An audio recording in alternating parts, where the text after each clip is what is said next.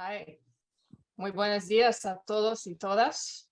Y gracias por esta oportunidad de compartir con ustedes unas experiencias. Desafortunadamente, hace mucho tiempo desde que hablé español, así que la presentación estará en inglés. Lo siento. So I'm speaking today. I've been invited to speak to, sorry, I'm just going to look up for, yeah, been invited to speak to financial inclusion and incentivizing formal lending as relates to ASM. And just next slide, please. Just by way of an introduction, Impact is a nonprofit organization that has existed since 1986. We work on natural resources in areas where security and human rights are at risk. It is our work in West Africa that drew international attention to the role of rough diamonds as it relates to the conflict financing in West Africa of the 90s.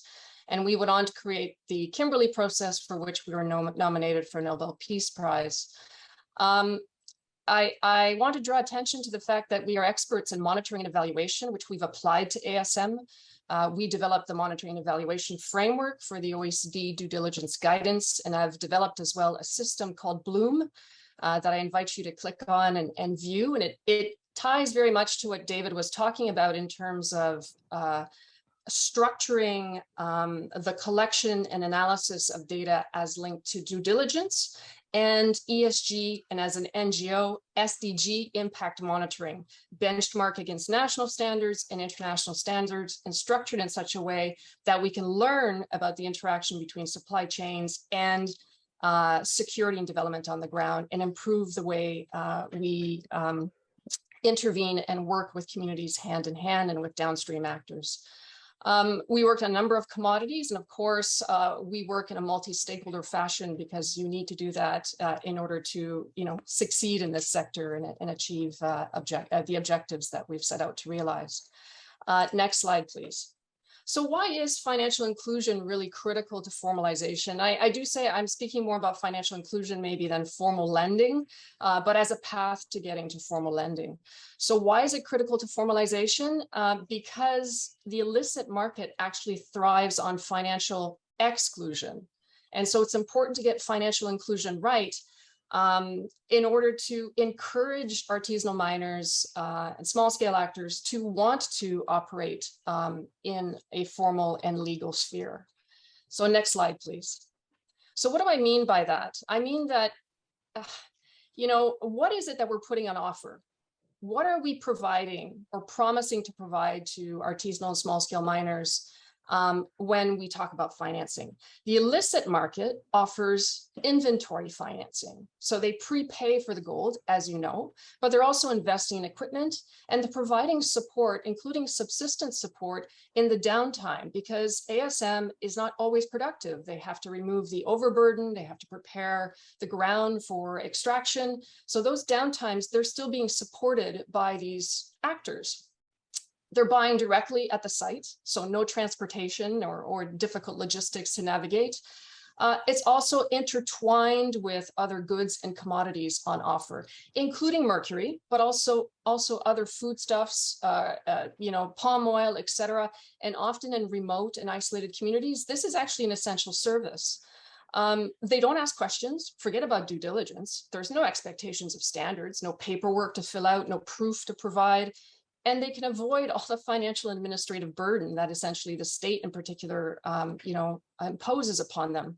On the responsible market side, what we've seen primarily are models where there's the promise of purchase if you realize certain standards, and even perfection, because sometimes the standards are going higher and higher up, and the promise of a potential premium once those standards are achieved. But that's way down the line. That doesn't put food on your table today. Some of those improvements are upon, those standards that, at least in the near term, can have an impact on your yields. So you change the way you produce, your yields may drop. And if you break away from your existing financial ecosystem, because ASM operates in an ecosystem, you break away from that, there's no safety net, there's no security net. And that security, I mean, in terms of economic security, but it could also be physical security, but it's primarily economic, I think. And again, there's all the administrative and financial burden that accompanies the responsible and legal and formal market. So all to say that somebody may want to act virtuous, but it's not rewarding, certainly not in a short term or the medium term. And they don't have the luxury to do that generally. So the ASM market, the illicit ASM market, the offering is much more attractive generally. So it's not incentivizing to break away from that. Next slide, please. So talking a little bit about financial and commercial barriers incentives, I'm going to draw from two examples that we've worked on. One is the Just Gold project, so Oro Justo, in the Democratic Republic of Congo, as well as in Ivory Coast. And having learned from that, a second project focused on fiscal and administrative transparency and reform. Next slide. So Oro Justo in the DRC and Cote d'Ivoire is really an incentive-based approach. So how to challenge, how to challenge the competitor, which is the illicit market, how to encourage artisanal miners to want to sell legally and formally. And what we have learned, and part of it is from Bloom by Impact. So this data system that I was talking about, the data we've been collecting over time about what works, what doesn't, and how do we achieve, supply chain due diligence as well as development objectives. And what it was telling us was, that consistent and reliable inventory financing. What David was talking about was very interesting in terms of the bank offering 1 year or 2 year commitment of access to financing. Hugely important because we managed to support our actors in DRC from a particular supply chain to bring 24 kilos of responsible gold to the international market, but then the inventory financing essentially went away. So there was like a hot, cold relationship with the market. Yes, there's financing, it's coming in drips and drabs, it wasn't consistent, it wasn't reliable. Had it been consistent, this could have scaled. So that is a major challenge. The other one is the costs, the fiscal burden, payments, other fees, administration, logistics and transport. The more conflict affected and high risk environment, the more expensive your costs are going to be to try to get that gold out of the country generally. Transparency about pricing, how it's calculated. It was an important incentive. Transitioning from a gold-based economy to a cash economy. So in remote areas of Africa, not just in DRC, a lot of the transactions are happening with gold. So if we can substitute cash for gold, paying cash directly at the mine site for the gold, there was a huge incentive to sell via a legal supply chain because they know that with cash, you can't negotiate on, the quality of the gold or be cheated on prices. Cash essentially is, indisputable. So the preference for cash and having access to it is also a draw. And finally, this issue of data, in order to participate in this data collection, rewarding that participation, but also actually rewarding in terms of, that they benefit from the analysis, but also that the value of the data is recognized. In Cote d'Ivoire, the cooperative and its members, when they were coming to sell their gold at the local selling point, they were paid by the refiner for the gold and separately invoicing for the data.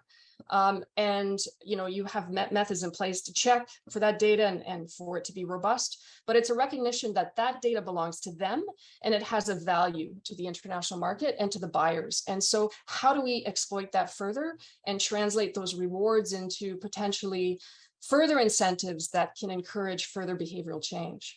So I'm going to talk about incentivizing traders a little bit later, but that also is very important, obviously, because it's not just about miners. So next slide, please. So what we have learned really from that Just Gold project, particularly in DRC, where we've put a pause on traceability and due diligence and tracking the gold, we've really stepped back and focused on the barrier, one of the major barriers, which is fiscal and administrative transparency. We've used the experience of Just Gold to do action research and participatory learning with all the stakeholders around really mapping out every step, every payment that's made from, mine site to export. And in the process, we've produced 4 what we call technical notes, which map out these payments. And the exercise itself has allowed us to reduce the number of steps at export from 26 to 9. So I'm just talking about the point of export. There were 26 steps. It was 12 to 19% was paid by supply chain actors to export gold just at the point of export. So these were absolutely ridiculous and makes, legal trade untenable, unviable. It's not commercially viable and certainly not scalable. So we really wanted to address this via this exercise.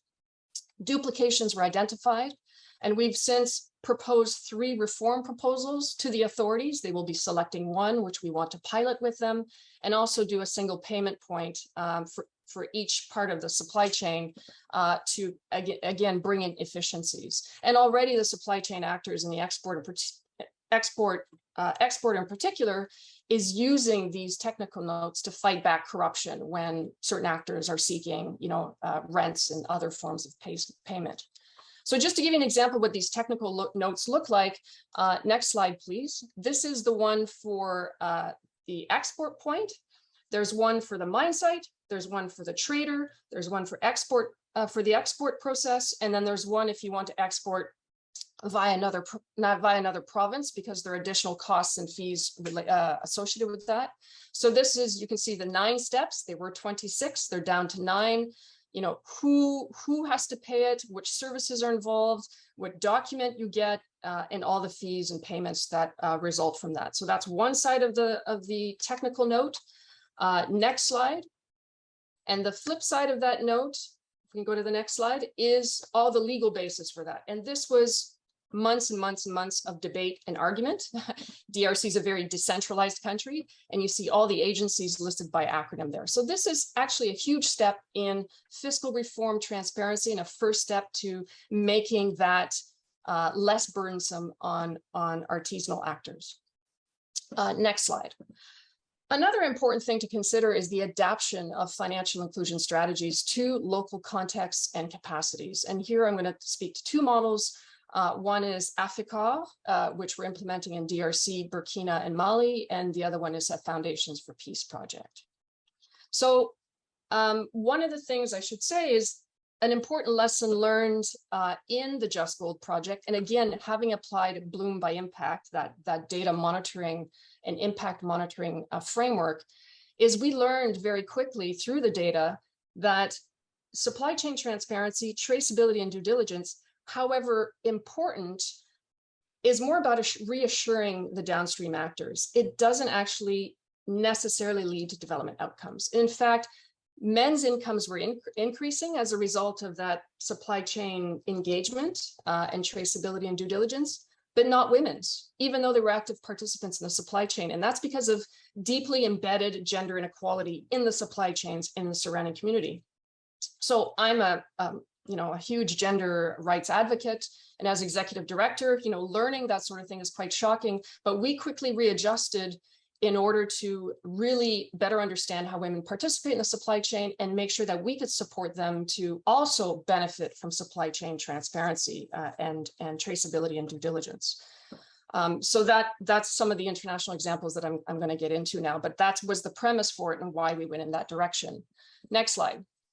So when we talk about different contexts, I mean, this is just kind of a rough schematic of the way we're viewing things at the moment, but essentially we're looking at different contexts and capacities. And generally in Africa, I'm not sure if it exists in Colombia, although I heard allusion to it in Peru, that there are informal community-based groups that pool their funds together to help each other out. Those are called VSLAs, Village Savings and Loans Associations. And where we've come in is that second bubble in terms of introducing kind of a rotating fund, and then a progression towards mining association, which we're working with at the moment, onwards to cooperatives, up to the point where an entity can actually receive inventory financing. And of course, the volume of financing increases as the structure essentially evolves and as the capacity grows and as the degree of formalization increases, and as well investment in means of production also increases along the same lines.